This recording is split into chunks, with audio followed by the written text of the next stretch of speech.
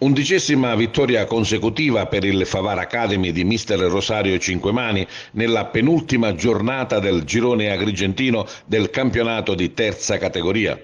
Il Favara Academy si è imposto per 3-0 sulla Camicos di Siculiana.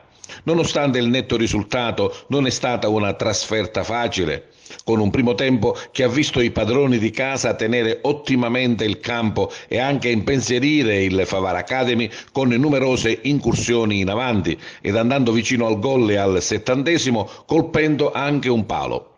Favara Academy che solo negli ultimi 20 minuti preme sull'acceleratore. Ad aprire le marcature è stato Dario Niesi. Dopo qualche minuto arriva il raddoppio con uno splendido gol di Sardo ed infine chiude definitivamente l'incontro Giglia, servito con un impeccabile assist dall'appena entrato Chiarenza.